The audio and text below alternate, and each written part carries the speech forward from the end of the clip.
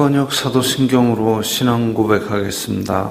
저는 전능하신 아버지 하나님 천지의 창조주를 믿습니다. 저는 그분의 유일하신 아들 우리 주 예수 그리스도를 믿습니다. 그분은 성령으로 잉태되어 동정녀 마리아에게서 나시고 본디오 빌라도에게 고난을 받아 십자가에 못 박혀 죽으시고 장사된 지 사흘 만에 죽은 자 가운데서 다시 살아나셨으며 하늘에 오르시어 전능하신 아버지 하나님 우편에 앉아 계시다가 거기로부터 살아있는 자와 죽은 자를 심판하러 오십니다. 저는 성령을 믿으며 거룩한 공교회와 성도의 교제와 죄를 용서받는 것과 몸의 부활과 영생을 믿습니다. 아멘. 거룩하신 하나님 아버지 감사합니다. 간밤에도 편히 쉬게 해주시고 새벽에 기도하는 자리에 불러주시니 감사합니다. 이 시간 저희들 마음 중심으로 주님을 경외하게 하여 주시옵소서. 예수님 이름으로 기도드리옵나이다. 아멘. 찬송가 458장입니다.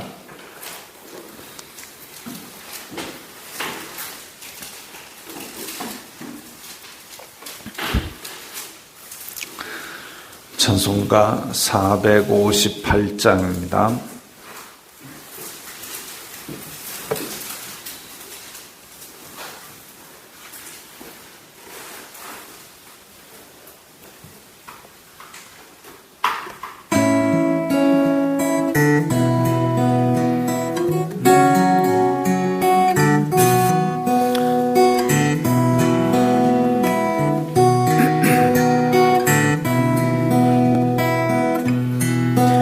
너희 마음에 슬픔이 가득할 때 주가 위로해 주시리라.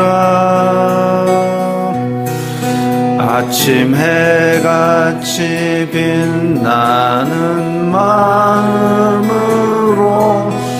너 십자가 지고 가라.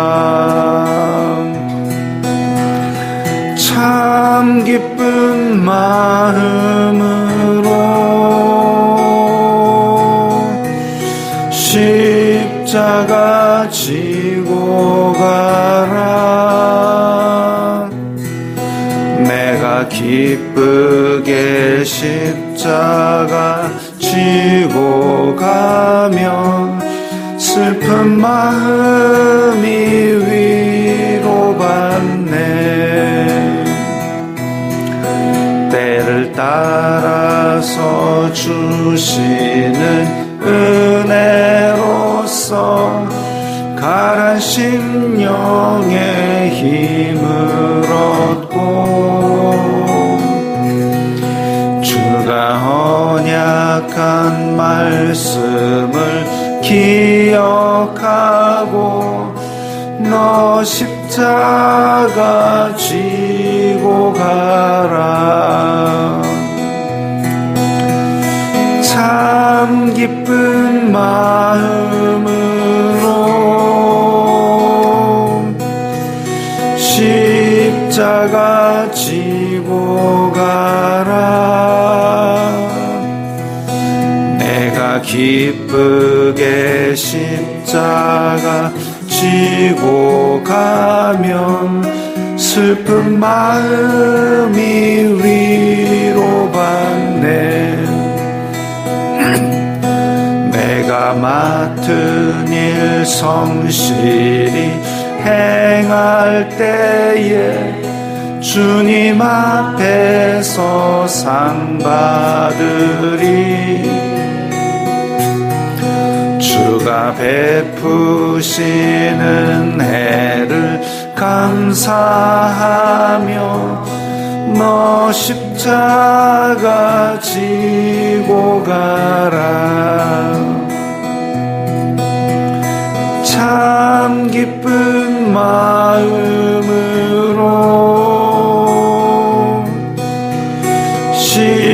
십자가 지고 가라. 내가 기쁘게 십자가 지고 가면 슬픈 마음이 위로받네.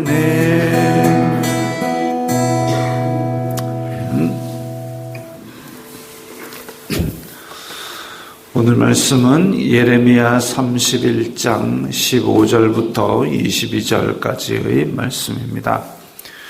구약 성경 1101페이지 예레미야 31장 15절부터입니다.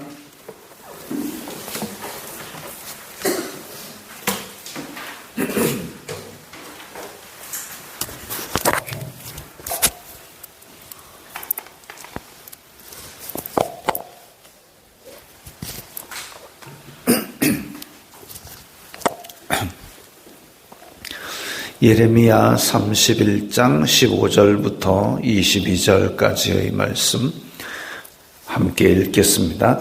여호와께서 이와 같이 말씀하시니라. 라마에서 슬퍼하며 통곡하는 소리가 들리니 라헬이 그 자식 때문에 애곡하는 것이라. 그가 자식이 없어져서 위로받기를 거절하는도다. 여호와께서 이와 같이 말씀하시니라. 내 울음소리와 내 눈물을 멈추어라.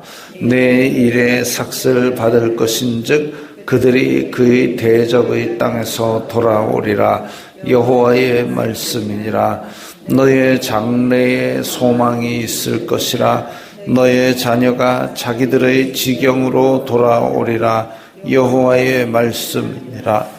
에브라임이 스스로 탄식함을 내가 분명히 들었노니 주님께서 나를 징벌하심에 멍에에 익숙하지 못한 송아지 같은 내가 징벌을 받았나이다. 주님은 나의 하나님 여호와이시니 나를 이끌어 돌이키소서. 그리하시면 내가 돌아오겠나이다. 내가 돌이킨 후에 뉘우쳤고 내가 교훈을 받은 후에 내 볼기를 쳤사오니 이는 어렸을 때의 치욕을 짐으로 부끄럽고 욕됨이니이다 하도다. 에브라임은 나의 사랑하는 아들 기뻐하는 자식이 아니냐. 내가 그를 책망하여 말할 때마다 깊이 생각하노라. 그러므로 그를 위하여 내 창자가 들끓으니 내가 반드시 그를 불쌍히 여기리라. 여호와의 말씀이니라. 처녀 이스라엘아, 너의 이정표를 세우며 너의 편말을 만들고 큰 길 곧 내가 전에 가던 길을 마음에 두라. 돌아오라. 내 성읍들로 돌아오라. 반역한 딸아, 내가 어느 때까지 방황하겠느냐. 여호와가 새 일을 세상에 창조하였나니 곧 여자가 남자를 둘러싸리라. 아멘.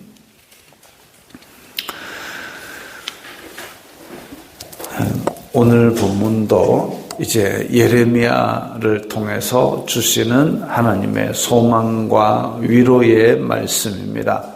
지금 이 본문의 당시에는 예레미야가 아직은 유다에 남아있는지 잡혀갔는지 알 수 없지만 이스라엘 상황은 바벨론의 2차 침공까지 있어서 지금 쓸만한 사람 다 잡아가고 성전 기물 다 들고 가고 그야말로 이제 폐허만 남는 그런 상황입니다. 그리고 거짓 선지자들이 활동을 해서 2년 만에 돌아오리라고 했는데 그 사람들 다 이리 죽고 저리 죽고 해가지고 거짓 선지자임이 드러났고 그럼에도 불구하고 백성들은 안 돌아옵니다. 자기 믿고 싶은 것만 믿고 있는 그런 포로 생활을 하고 있지요. 그럼에도 불구하고 예레미야는 하나님의 위로의 말씀을 전합니다. 여호와께서 이와 같이 말씀하시니라. 라마에서 슬퍼하며 통곡하는 소리가 들리니 라헬이 그 자식 때문에 애곡하는 것이라. 그가 자식이 없어져서 위로받기를 거절하는도다. 이거 어디서 많이 듣던 얘기죠. 예수님 시절에 헤롯이 아이들을 학살할 때 그때에 이 말씀이 이루어졌다고 그랬습니다. 라헬 이러면 라헬은 그 야곱의 부인으로서 그 야곱이 굉장히 사랑함으로 말미암아 외삼촌 라반의 집에서 오랫동안 일하게 만든 미모의 소유자이지요. 그래서 이스라엘 자손들의 조상이 되는 어머니가 그 자식 때문에 애곡을 한다. 그러니까 지금 남유다 왕국이 그나마 위태위태하게 있다가 전쟁 나가지고 다 죽고 다 잡혀가고 그런 상황을 이야기합니다. 물론 헤롯 당시에, 예수님 당시에는 이제 진짜 다 잡아 죽였지요. 아기들을 다 잡아 죽였죠. 더 큰 비극이 있었던 겁니다. 구약시대 당시에 라헬이 자식이 없어져서 애곡하는 것은 전쟁에 나서 그나마 살아남은 사람들을 잡혀가서 애곡하는 거고, 신약시대에는 그야말로 그 지경에 있는, 그 근방에 있는 아기들은 다 잡아 죽였습니다. 그럼 이제 최후의 심판 때는 어떻게 될지는 우리가 알아서 상상이 가능하겠죠. 어쨌든 그 이스라엘의 조상의 어머니가 자식이 없어져서 위로받기를 거절할 정도로 너무나 극심한 슬픔에 사로잡혔는데 16절에 여호와께서 이와 같이 말씀하시니라.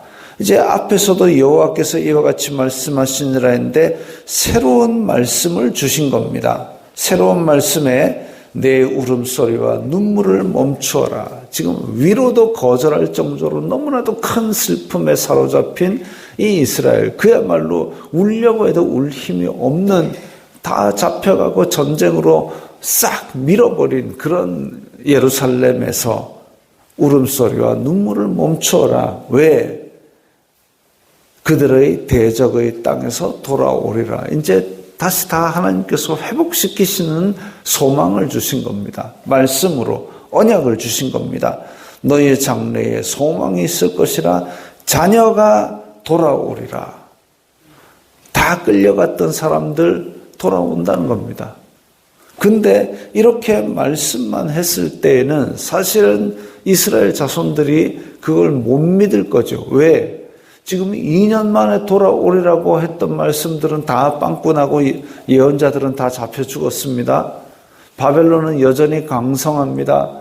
이스라엘 자손들은 힘이 없어서 끌려가서도 그 귀족들이나 손에 물 한 번 안 묻힌 사람들이 운합하고 삽질하고 앉아 있습니다. 어떻게 돌아옵니까? 돌아올 방법이 없습니다. 그럼에도 불구하고 하나님께서는 소망을 가져라. 내가 다 데리고 올 거다. 회복시킬 거다라고 말씀하시는 거죠. 믿기 어려운 말씀입니다. 그렇게 되면 좋겠지만 믿기 어려운 말씀. 그런데 예레미야는 분명히 이것을 기록을 해둡니다. 왜? 증거를 삼으려고. 하나님께서 분명히 이렇게 말씀하셨다. 이 말씀대로 너희는 돌아온다. 이거를 증거를 남기기 위해서 기록을 해둔 겁니다. 자, 18절에 보면 에브라임이 스스로 탄식함을 내가 분명히 들었노니. 자, 에브라임 이러면은 이스라엘의 조상 아브람과 이삭과 야곱의 아들 에브라임과 므낫세. 에브라임이 차자이지만 장자권을 가진 사람입니다. 근데 스스로 탄식한다 혹은 스스로 괴롭힌다. 이거는 이제 스스로 괴롭힌다는 금식하는 것을 뜻하고 스스로 탄식한다라는 거는 이제 회개하는 거죠. 주께서 나를 징벌하심에 멍에에 익숙하지 못한 송아지 같은 내가. 제가 어렸을 때 저희 시골집에 송아지를 키웠습니다. 아니, 송아지를 키운 게 아니라 소를 키웠는데 그 소가 송아지를 낳았습니다. 어린 나이에 보니까 신기하죠. 왜냐하면 난지 며칠 되도 않았는데 벌떡 일어나가 비틀비틀 걸어다닙니다. 근데 아직 콧뚜레를 안 끼워 놓으니까 이 마당에서 계속 돌아다닙니다. 그야말로 강아지 돌아다니듯이 강아지보다 몇십 배 더 큰 게 막 돌아다닙니다. 근데 이게 무섭지는 않아요. 왜냐하면 돌아다니는 거 보니까 제 지능은 병아리만도 못한 것 같아요. 그래가지고 돌아다니는데 그런 이 송아지가 그야말로 지가 어디로 가는지도 잘 모르는 송아지가 밭에 가서 일을 해봤겠습니까? 뭐 이리와 저리가 하는 말을 듣겠습니까? 통제가 안 되죠. 그야말로 지 다리가 비틀비틀하면서 그냥 가는 대로 갑니다. 근데 이제 어쩌다가 그 대문이 열리면 송아지는 또 좋다고 또 대문 밖으로 나가버립니다. 이제 방에 가만히 있다가 소가 합니다. 그 이제 할아버지께서 이제 방에 앉아 계시다가 야, 또 송아지 나갔다. 송아지 나가면 이제 외양간에 갇혀 있는 콧들의 한 소는 근데 송아지는 이제 좋다고 마을길 어디 돌아다닙니다. 그럼 이제 송아지 찾으러 나갑니다, 제가. 그래가지고 할아버지랑 같이 이제 송아지 잡으러 나가가지고 사람 안 보이니까. 왜냐면 송아지 지도 지가 어디 있는지 몰라요. 그리고 혼데 다니면서 이제 그 잡으면은 아직 콧뚜레를 안 끼웠기 때문에 이제 끄내기만 하나 물고 이래가지고 데리고 이제 또 들어옵니다. 들어올 때까지 그 엄마 소는 이제 온 마을에 하는 거죠. 그런 상태가 바로 에브라임의 상태였습니다. 예수님께서 십자가에 달리셔서 주여 저들을 용서하소서. 지금 자기가 하는 일이 뭔지 모릅니다. 그게 죄 짓는 하나님의 백성의 상태입니다. 에브라임이 멍에에 익숙하지 못한 송아지 같은 그런 미숙한 길들지 않아서 지 맘대로 가는 각기 제 길로 행하는 그 상태. 근데 징벌을 받았다 그랬습니다. 징벌을 받았다. 그래서 자기가 무슨 일인지도 알지 못하고 지은 죄가 이제 극에 달하니까 그래서 징벌을 받았다. 자, 우리 송아지가 나갔습니다. 온 마을길을 돌아다니면서 남의 집 콩밭에 콩 다 따먹고 앉았습니다. 그러면 어떡합니까? 이제 쌀이나무 대 같은 거 갖고 궁뎅이를 찰싹 때립니다. 그럼 소가 패딱패딱패딱, 송아지가 패딱패딱패딱 하면서 또 집으로 오지요. 그겁니다. 19절에 내가 돌이킨 후에 뉘우쳤고 내가 교훈을 받은 후에 내 볼기를 쳤사오니 이는 어렸을 때의 치욕을 짐으로 부끄럽고 욕됨이니이다. 이제 이 죄가 자기가 저지른 죄가 부끄러운 줄을 알고 이 볼기를 치는 이 부끄러운 벌을 받아가지고 이제 에브라임이 그걸 깨닫고 스스로 탄식하는 거죠. 하나님 잘못했습니다. 내가 내 갈 길도 모르고 아무 때나 돌아다니면서 남의 집 콩밭 콩 다 따먹고 잘못했습니다. 이겁니다. 이와 같은 회개가 언제 이루어지느냐? 바벨론으로 잡혀갔을 때에 다니엘이 그 예언서, 이 예레미야의 글을 읽습니다. 70년 만에 돌이키리라고 하나님이 약속하셨구나. 하나님, 우리가 잘못했습니다. 우리가 잘못해서 이렇게 엉뚱한 길로 행하다가 이 벌을 받은 게 당연하오니 우리가 거룩해서가 아니라 오직 하나님의 이름으로 일컫는 백성이기 때문에 다른 이방 사람들이 하나님의 이름 욕할까 봐 두려우니 하나님 이 말씀대로 우리를 70년 만에 돌이키소서 그걸 기도합니다. 회개가 있고 그리고 하나님의 언약을 기억함이 이제 백성에게 있는 거죠.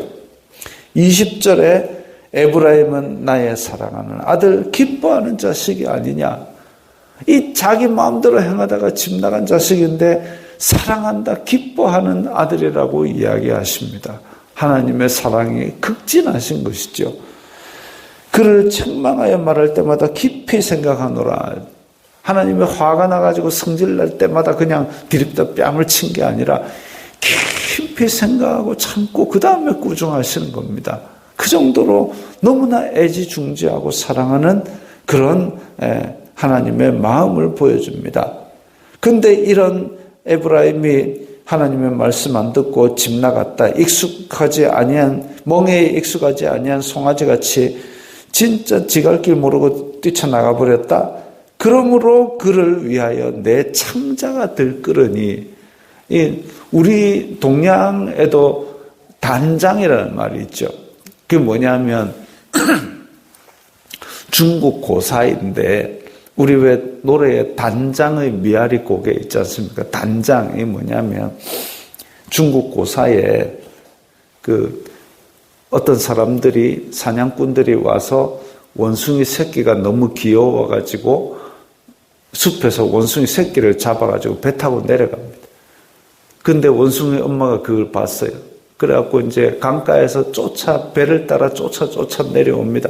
소리를 지르면서 내 새끼 내놔라고 소리를 지릅니다. 그러다가 쾌 죽어버려요. 그래갖고 이 배를 타고 가다가 갑자기 조용하네. 원숭이 엄마 어디 갔노? 해가지고 내려보니까 원숭이 엄마 배를 갈라보니까 창자가 다 토막토막 나있다. 단장이 그겁니다. 그 정도로 슬픔을 안고 있었다 이거죠. 그런 징벌을 멍에에 익숙하지 못한 송아지 같은 이 에브라임이 각기 제갈 길로 가갖고 고난을 당하는 모양새를 본 하나님의 마음이 뭐냐? 내 창자가 들끓으니입니다. 너무나 슬프고 안타깝다. 너 왜 가시채를 뒷발질하니? 하고 괴로워하는 그 하나님의 마음. 그래서 내가 반드시 그를 불쌍히 여기리라. 이 뜨거운 사랑의 마음으로 하나님께서 소망을 주시고 회복의 언약을 주시는 겁니다. 처녀 이스라엘아. 또 이제 이스라엘을 부르는 이름이 달라집니다. 앞에서는 라헬, 에브라임, 이제 처녀 이스라엘아. 너의 이정표를 세우며 편말을 만들고, 그러니까 그 먼 길 잡혀가는 동안 절망하고 나는 이제 끝났다 그러지 말고 다시 돌아올 길을 따박따박 세워놔라. 왜? 내가 너희들 다시 데리고 돌아올 거야. 반역한 딸아. 자, 아까 앞에서 처녀 이스라엘아, 반역한 딸아.